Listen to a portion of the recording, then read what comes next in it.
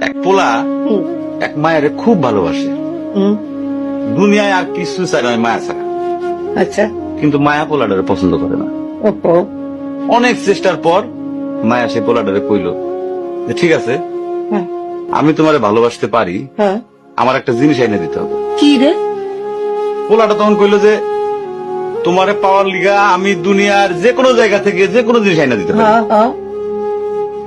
মায়েরা তখন কইল তুমি তোমার মায়ের কইলজাটা আমার আইনা দাও। কি ক- কি ক- কি কি- কি- মনে হয় না? কি গল্প শোনালি দিদু? পোলা তখন দৌড়াইতে দৌড়াইতে তার মায়ের কাছে গেল, হ্যাঁ মারে যায় কইল হ্যাঁ মা আমি একটা মায়ের ভালোবাসছি, আমি তার ছাড়া বাঁচুনি, হ্যাঁ। কিন্তু ওই মায়া আমার একটা জিনিস নিয়ে যাইতে কইছে, সেটা হলো তোমার কলিজা। তুমি যদি তোমার কলিজাটা আমারে দাও, ওই মায়াটা কলিজাটা পাইলে আমার ভালোবাসবে।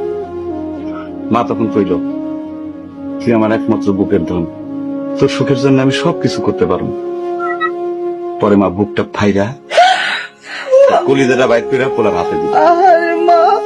পোলাটা কলিজাটা হাতে পাইয়া যে কি খুশি, মা দৌড়াইতেছে দৌড়াইতেছে দৌড়াইতেছে, দৌড়াইতে দৌড়াইতে হঠাৎ রাস্তার মধ্যে উষ্টা খাইয়া পড়ে গেছে। হাতের কলিজাটা হাতের থেকে ছুইটা রাস্তার মধ্যে পড়ছে। তখন মায়ের কলিজাটা কইতাছে ব্যথা পাইছো বাজান?